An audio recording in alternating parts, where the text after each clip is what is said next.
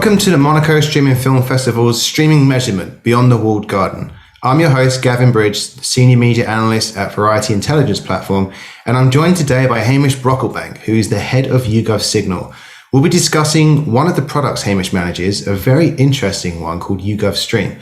Hello, Hamish, and thank you for joining us today. Could you tell us a little bit about, I guess, yourself, your role at YouGov Signal, and then maybe a little bit more about YouGov Stream?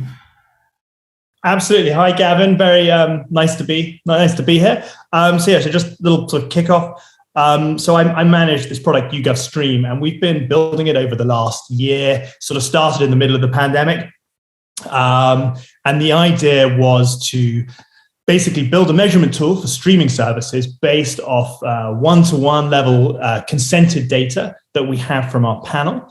So that we could basically help our TV and our film clients and our production company clients worldwide better understand what people thought of or what people were watching or engaging with around their particular TV shows. Because that's sort of the broader YouGov mission is to sort of help the world understand what people think, what people do. And so we've been sort of trying to take an approach in this, in the streaming world, which is, this sort of nascent industry of super hyper growth to sort of help understand where they are. And I run that, and a team of about 20 developers have, as I said, who've been building out the software and the technology for it, as well as data scientists. And that's sort of where we are. So I'd say that there are, obviously, it seems to be maybe a week or two goes by and someone else announces plans for either a streaming channel or a streaming service these days. There's so many going. Many of them have walled gardens and don't share meaningful data or metrics, but YouGov Stream, I think, helps to knock a hole in the wall, so to speak. How do you do that? So couple of different ways. So we've built a couple of tools. So let me start. So YouGov has its own market research panel where we ask people traditional survey questions about what they have for breakfast, who they're going to vote for, and we take all what they think of a particular tech company, and we take all of that data and we traditionally sell it to large brands, large entertainment companies to sort of help them understand public opinion. And we have the super engaged panel who are very loyal to us. So we've built a tool that allows them to share with us at a one-to-one level the data which these walled gardens may hold about them, which you as an individual user can access and request. You can go on a huge number of platforms and request access to the data which they hold about you, which for a case of a streaming platform will be what you've watched. And so because we have this relationship, we've built this tool, gone out to our panelists, and we pay them and it's for them to share this data with us. And we basically get enough panelists to do it that we can then take that sample and then scale it up to Nat population. And we're very good at figuring out how to take a sample of people and scaling up to Nat pop. Our sort of YouGov's bread and butter has been forecasting, or what we've been most known for, should I say, has been forecasting elections. And we're generally pretty spot on, and more spot on than most. That we know for certain. So we use that basically same methodology. And then we can say that, this many young males watched whatever show, or that a lot of older females watched Frankie and I can't think it'll come to me in a second. I've even brought it up here. Grace and Frankie on Netflix, for example, and then that's how we can pull all of that data, and then we refresh all of that data, and those panelists can update and share with us on a weekly basis. And that's currently rolled out, and maybe you're going to ask this, but it's currently rolled out in the UK and the US, and we're right now rolling it out in Australia, Canada, France, Italy, Germany, and Spain, which we basically are planning to have up and running by the end of this month. Certainly, yeah. I mean, the international component, I think, is really interesting when you consider exactly what YouGov Stream can offer. Correct me if I'm wrong here, but I believe what the beauty to me of really what YouGov Stream has is it lets you to go beyond the top 10 or the most viewed or any metric in particular, streaming shows or titles within a particular platform, and you can compare across all of the measured services. So having that available in different territories, I think, is just a great tool that's going to be something that I think we see a lot more of in the future.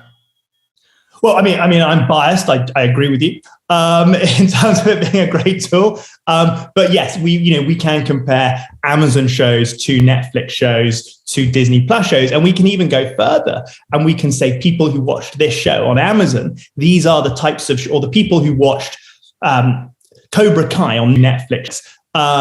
These are the shows they watched on Amazon, or these are the shows they watched on Paramount Plus, whose numbers are growing, I would say. So, even though they start a little later than the rest, or whatever other streaming platform it is. And we can also go further because we have this relationship. We can also survey these people. So a lot of what we're doing is also just people being like, you know what, I just want to message. I just want to ask a question to 1,000 people who watched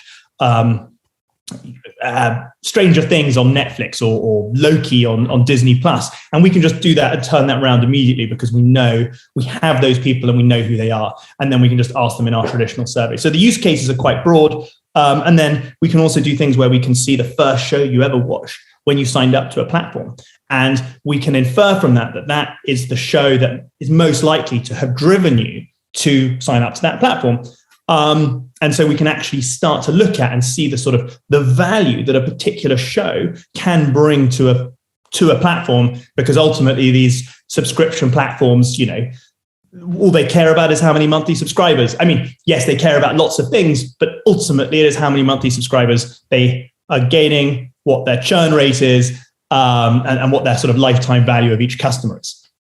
Do you think then, I love the conversion metric, and I'm wondering if there's a way in the future where that could be something that if you're one of the key investors, on the calls and you're looking through the list before the earnings call comes out, and you're sort of like, well, we know this was a big hit, or this is not necessarily a big hit, but like this had a massive budget, right? Let's say like Lord of the Rings for Prime Videos costing, what is it, 300 million a season? It's an obscene amount of money. It's vast.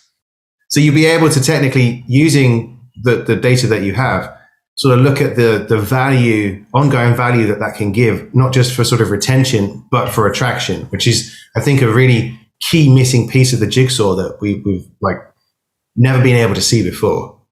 Yeah. And showing the lovely graphics that we have, we can actually show you, for example, on Netflix, the top 10, 20 converting shows, and in terms of shows that drove the most conversions. And now, interestingly, number one by a really high, so this is in the US only, number one by a really high margin is Peaky Blinders, which sort of surprised me.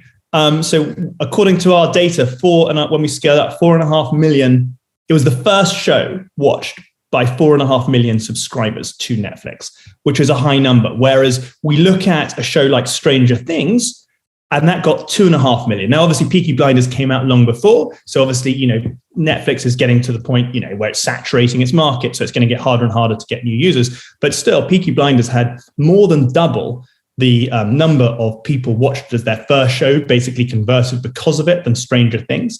And if we look at the number of views, and don't forget, Peaky Blinders has a lot more seasons than Stranger Things.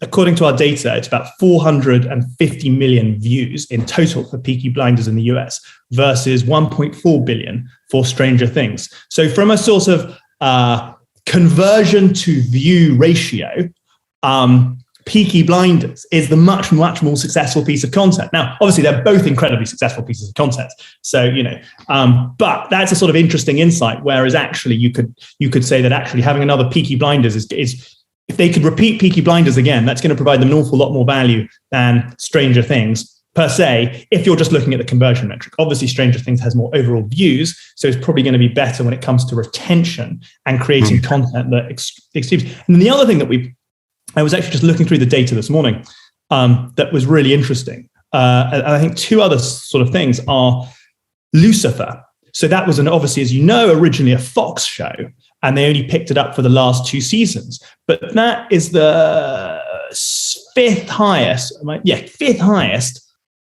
show in terms of converting people to Netflix. So the first show they ever watched on Netflix, which is extraordinary because however much, I don't know how much Netflix paid for Fox to buy the rights to Lucifer, but ultimately that's a fantastic deal. And if you're talking about the financial earnings, so 1.7 million people, we're saying it converted.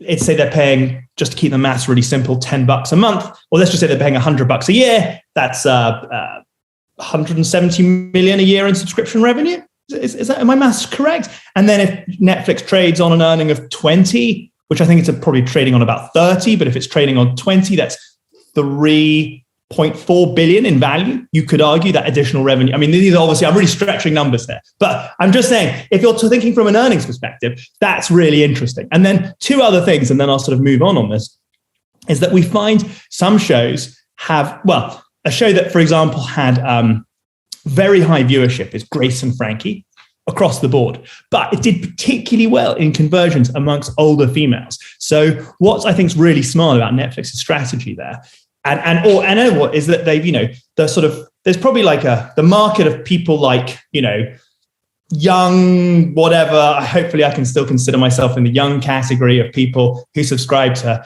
Netflix, relatively metropolitan, all this stuff. They've probably got everyone in that market already. So now they need to be attacking those other markets, the older female demographic who might still be on cable. And those sort of shows help to do it. And then the other really interesting, and we can move on, is movies. Netflix original movies, because I was looking through this as well. They generate, relative to the number of views that they have, they generate really high numbers of new subscribers, as in new subscribers. So I was looking at a movie called Kate, which is not a movie I've seen. I believe is a Netflix movie. It only had 22 million people watched it, but it converted 500,000, which is a tiny number for a TV show, but it converted 500,000 new people. It was the first thing they watched on Netflix, which is sort of quite extraordinary. And we see that for a lot of these other movies. So, when you sort of look, the other one is Army of the Dead. Again, quite small number of views relatively to a TV show, but over 500,000 over 500,000 people. It was the first thing they watched on Netflix. So it's like amazing. So their content strategies are also very smart because they know that those movies are going to drive new subscribers. It's the TV shows that are going to keep people on indefinitely. But if you can knock out one of those movies a month, you're getting 500,000 new subscribers every month. You're going to be relatively happy if you're Ted Hastings. And then we see the same applying on Amazon Prime, on all the other streaming platforms when we're looking at the movies, that they drive new subscribers to the platform. Well, I think it's fascinating because you really touch on that content plays multiple roles for a streaming service. You've got retention, and then there's conversion, and conversion is going to become more important as the market becomes more mature and they struggle to really attract new viewers. But also retention will, because no one's going to want to go down, because the moment your subscribers go down, then you lose a lot of shares and your stock price crumbles. So I think it's a really interesting solution here. I quickly want to touch upon, we're talking about sort of shows and specifics. I'd like to get into Squid Games, because Squid Game was a sort of worldwide phenomenon, really. Like it's obviously picked up, I think, steam pretty much everywhere. I know in the UK are watching it. People in the US, obviously, it's been covered a lot by the US press about how popular it is. Do you have any interesting data and performance to show like how it compared with other Netflix or even like broader streaming shows? Anything that stands out? Sure. So there's a bunch we can talk about with Squid Games, as you can see from this graphic, we first and foremost, as a foreign language show, it's the highest performing by a mile. I honestly can't find in our top 20, 30 list a show that performs anywhere near as well from a foreign language show. And that's obviously just talking about foreign language shows. The closest you might get to is Narcos, depending on how much you consider that a foreign language show, or the other one is Dark, which are sort of obviously very high performing foreign language shows. And then of course Money Heist. But even those, they're nowhere close. It beat Tiger King, which is obviously, was a huge show and was a big initial pandemic sensation, which is sort of fantastic. And, if we look at sort of total number of, and I'm counting this, by the way, by viewers, not by views, because obviously it's only one season. So we obviously show you the number of accounts, viewers that are watching it, as well as the number of views. So every episode watched is a view.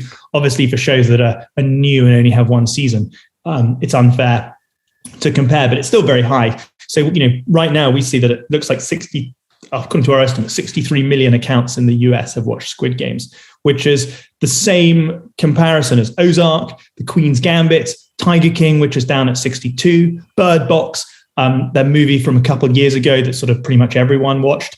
Our real big hitters that sort of the most accounts have watched being Stranger Things, Orange is the New Black, and The Umbrella Academy, as well as and Black Mirror, which are our sort of four biggest. It's only 30% off them in terms of total views. So it's quite fantastic. And then if we want to look at, going back to the conversion rate that we were talking about, it's the ninth highest converting show, the number of new people who have watched it. So we're, according to us, about the same number as Grace and Frankie, though Grace and Frankie is a show from 2015. So this is a brand new show where 1.2 million people, it's the first show they ever watched on Netflix. So, that's just insane. So, if we compare that to a show like, Ted Lasso on Apple, which also got a very high conversion. I mean, much, much smaller numbers because Apple's just much smaller. But season one did very little for Apple. And then obviously season two, it really took off because people rewatched season one. It was wonderful. So, you think of the potential that Squid Games might have. I personally was forced to turn it off by my wife because it was too brutal for her watching. So I actually haven't finished Squid Games yet. So I can't actually talk to the ending. But everyone I know who's watched the ending has said, they're looking forward to the next season of it. So assuming that's just going to grow, this could be one of the single best investments in terms of IP that Netflix have ever made. It's so unexpected, right? Like if you were to have planned it at the start of the year, like which will be our breakout hit, I guarantee that wouldn't have been what the executives were saying. And then if we want to get like a bit more meta, broader, it's, internally, I like to think of myself as a film snob or a TV snob. As in I like foreign content. I'm happy there's foreign content on it. I think this, along with the broader move, is like educating people that foreign content or stuff with subtitles isn't something you should just switch off, but is actually something that's worthwhile watching. And then, if you're looking from a content perspective, it's so much cheaper to make content abroad. Making content in America is fiendishly expensive compared to even like the UK or like Greece, where they're giving like 60% tax rebates or whatever. So I think this is going to lead, hopefully, to lots and lots of foreign content getting made, getting put on Netflix, people watching it. So it's probably going to be good for the streaming company's business. It's going to be good for probably overall, because it costs less. They can take riskier bets. Like just imagine being in the green lighting process of that show, being like, oh yeah, we're going to make a show where like gamblers kill each other for money, and we think it's going to be a big hit on Netflix. If they had to pay, it probably because it was so little to make, they were like, fine, if it doesn't work, it doesn't work, big deal. Yeah. And I think that's really exciting. From a consumer perspective, and I'm happy that sort of stuff is happening. Well, that's about all the time we have today, but we'll definitely be in touch to keep up with those trends, because I think you're right. We're going to see some fascinating changes. I mean, even if there's like localized versions of Squid Game, but hopefully this really creates like you're saying, like more risks being taken, more punts being taken on content, and we just have a much more creative outlay out there. So I'm looking forward to the future of streaming even more now. Hamish, thank you very much for your time. That was fascinating. And before we go, if anyone wants to find out more, how can they find out about YouGov Stream? They can go to our website, which is yougov.com, or specifically, they can go to stream.yougov.com and find out a bunch more information there. Excellent. Thanks very much. Thanks, Gavin. Cheers.